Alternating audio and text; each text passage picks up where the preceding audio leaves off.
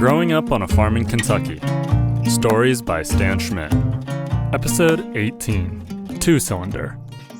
There's something peculiar about all the family farms in the Kentucky area, at least, and it seemed to be that way in other areas as I grew up and traveled further away.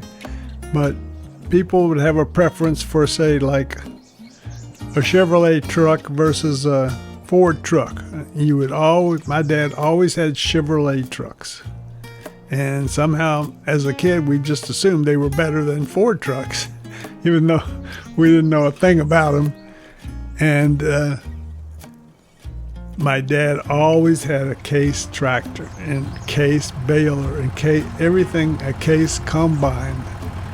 We never had John Deere equipment, so we always had the orangish brown colors around the farm, and never the John Deere green and yellow. It wasn't, as you grew up, you didn't associate that with our farm. But one of our neighbors, about 5 or 6 miles away, they had a farm, and we were in the local grade school, and there were some boys who were on a farm, and I think their name was Green, and one was Joe Green. He was about our age, and his dad had a farm, and they used John Deere equipment.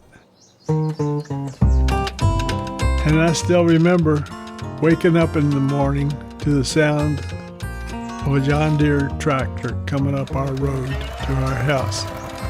It was Mr. Green bringing his two-cylinder John Deere tractor over to borrow a wagon from my dad. And the sound that two-cylinder tractor made, pop, pop, pop, it was just better than any alarm clock. I knew something exciting was going to happen that day, so I jumped out of bed, and just to listen to it and to see the green colors and everything that we never saw on our farm was an experience.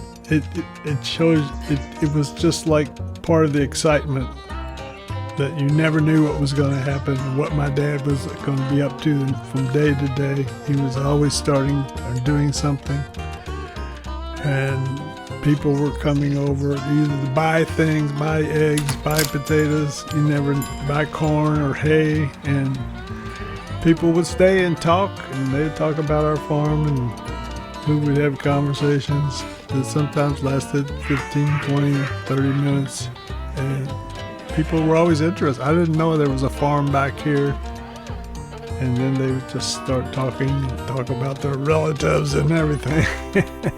That's how people communicated in those days. So when you were that young, were you jealous of the John Deere tractor? No, it was just like a unique experience that we had never had before. It's like going to a foreign country or something.